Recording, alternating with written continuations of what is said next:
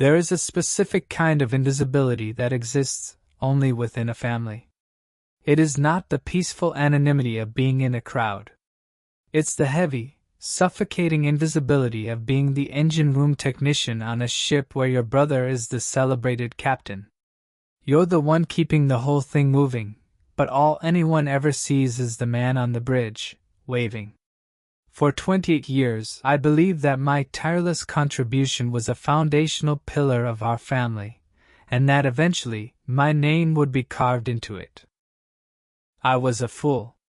Because I learned that a sacred promise is often the first thing pawned for a quick profit when blind ambition enters the room. Welcome back to the channel. Grab your coffee, get comfortable, and remember the people in these stories had every opportunity to play it straight. They just chose the hard way. Drop a comment to let us know where you're watching from and make sure to subscribe. You're going to enjoy this one. In the architecture of my family, my older brother, Mark, was the grand facade. He was the golden heir, the man whose charisma closed deals. I, on the other hand, was the foundation. My name is Alex, and while Mark was the celebrated face of Miller and Son Construction, I was the silent structural engineer in the back office, ensuring the entire edifice didn't collapse. Our father built the company from nothing, but the name, Miller and Son, was a masterpiece of misdirection.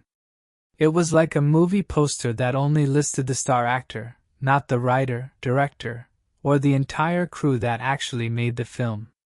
While my father and Mark cultivated relationships on golf courses, I was designing the systems that made us profitable. I taught myself how to digitize blueprints and implement project management software that was like giving our company a new nervous system, one that I calculated would cut overhead by a minimum of 20%. I saw the future, but my ideas were met with the patronizing smile a king gives a court jester. "That's nice, Alex," my father would say, before turning back to Mark to discuss the real business. The irony was a blade twisting in my gut. Those deals Mark was closing were profitable only because my systems brought our projects in under budget. I would spend weeks architecting a new bidding process, a system designed with surgical precision. I would present it, and my father would call it interesting. 2 weeks later, Mark would present my exact concept, maybe with a different font on the PowerPoint, and be hailed as a visionary. It was like I had invented a revolutionary new engine, only to watch my brother get the credit for suggesting a new paint color for the car. I existed in a state of foolish, calculated hope that one day my tangible contributions would have to be acknowledged. I didn't want a parade, I just wanted my name on the blueprints. While Mark was entertaining clients, I was fixing payroll errors at 2 a.m. While Mark was celebrated for landing a contract, I was the one who had spent 3 sleepless nights crafting the irresistible proposal. Our family dynamic was perfectly displayed the year Mark turned 30. He was gifted a new luxury truck, a rolling symbol of his inheritance. When I turned 28, I received a sensible wool coat. The message was not subtle. Mark was the asset they polished. I was the utility bill they paid. I swallowed the bitterness and told myself the work was the only thing that mattered. I was playing the long game, convinced that dedication was a currency that would one day be honored. I was a fool, because I believed in the structural integrity of my family, even as I watched the cracks spread across the foundation. The day my world was demolished began with a formal meeting. Our family lawyer was present. This, I thought, was it. My decade of thankless work was about to pay off. I anticipated a discussion of a new leadership structure, acknowledging the 2 pillars, Mark and myself, that would support the company's future.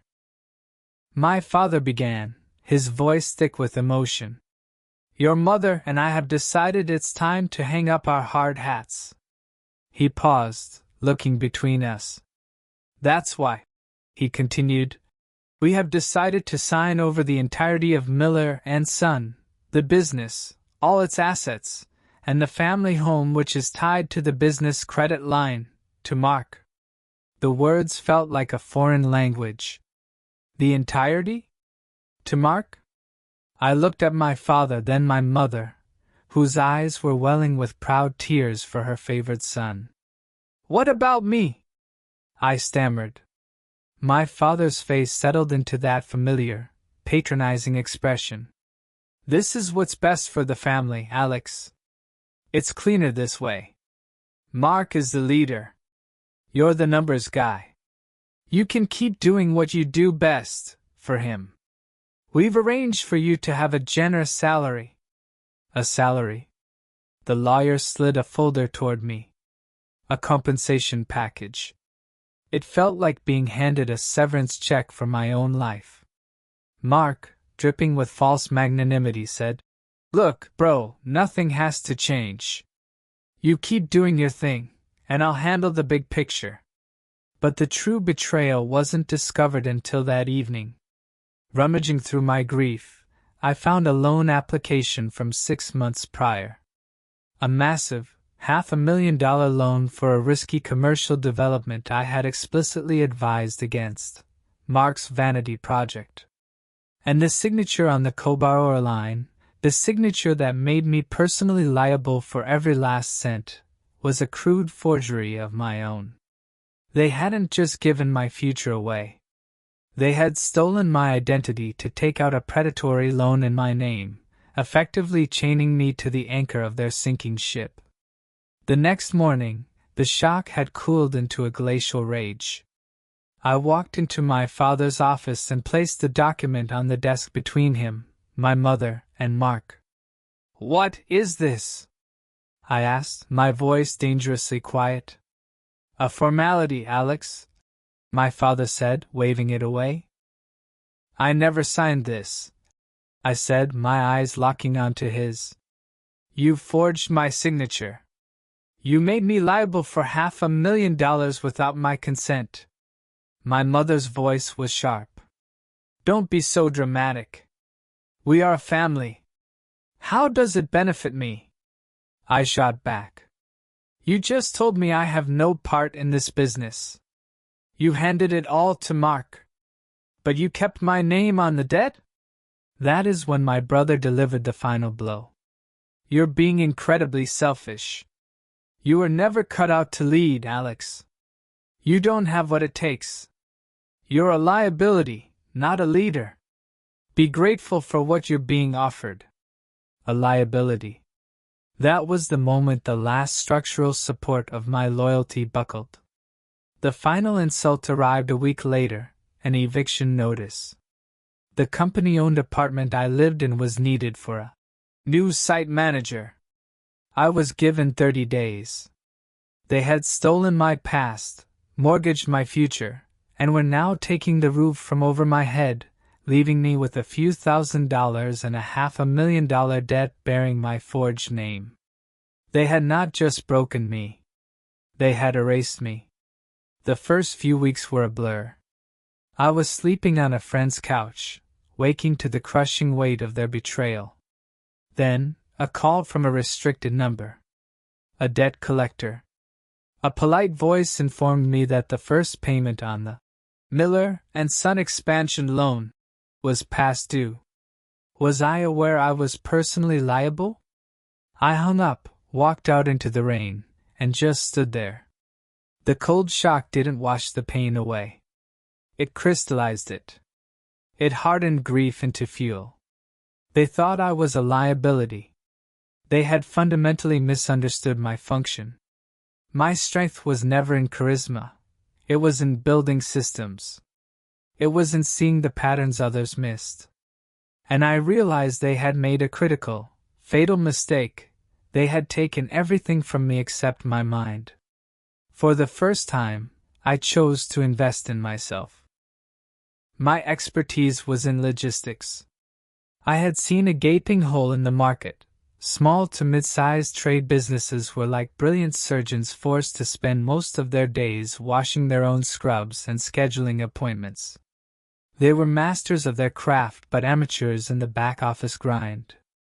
With the last $1,500 to my name, I paid a developer in India $500 for a prototype of a software I had designed in my head for years. I spent $200 on a domain name. I called it SyncFlow. The next 6 months were a brutal grind of instant noodles and library Wi-Fi. The rejections were relentless. My first client was a plumber named George, a man drowning in a sea of paperwork. I showed him how SyncFlow could act as his automated first mate, handling the navigation so he could focus on steering the ship. 3 weeks later, he called me. "Alex," he said, "I had dinner with my wife on a Tuesday for the first time in 10 years. That first $200 check was proof of concept. Word spread like wildfire. One client became 10. The turning point was a contract with a regional HVAC franchise with 30 locations, a logistical nightmare. Their CEO grilled me for 2 hours. I answered every question calmly, with data, with the quiet confidence of a man who knows his product is sound. He gave me a shot. The contract was for $150,000. It was a number from another reality. The first thing I did after the money cleared was not celebrate. I called the bank holding the fraudulent loan. I paid off the entire outstanding balance in a single transaction. The woman on the phone was stunned into silence. As I hung up, it felt like I had just executed a prison break. The chain they had wrapped around my soul simply fell away. I had just bought back my own name. SyncFlow was no longer an idea. It was a company. It was my future. The next 2 years were a case study in exponential growth. SyncFlow exploded. We had hit a nerve in the market. Our team grew from 3 to 50. We won an industry award. A major tech journal wrote a feature, calling me a bootstrap visionary. They estimated SyncFlow's valuation at 8 figures. He hadn't just built a new house, he'd built a skyscraper. I allowed myself the fruits of this labor. I bought a condo overlooking the city. I bought a Porsche, not for the flash, but for its engineering, its precision. After closing a deal that pushed our valuation over $30 million, I posted a picture of my team celebrating online. My car was in the background. The caption was simple. "So proud of this team. The future is bright." I didn't tag my family. I hadn't spoken to them in 3 years. But I knew they would see it. And they did. The silence was broken by a text from my mother. "We saw your picture. Your father and I are so proud." Proud. The word was so hollow it was comical. It was like an arsonist complimenting the beautiful new building you raised on the ashes of the one they torched. Meanwhile, whispers had reached me about Miller and Son. Without my operational systems, the company was a ship without an engine room, drifting aimlessly. Mark had run it into the ground. The vanity project was a colossal failure. The call was inevitable. It came on a Thursday. My father. His voice, once booming with authority, was thin and reedy.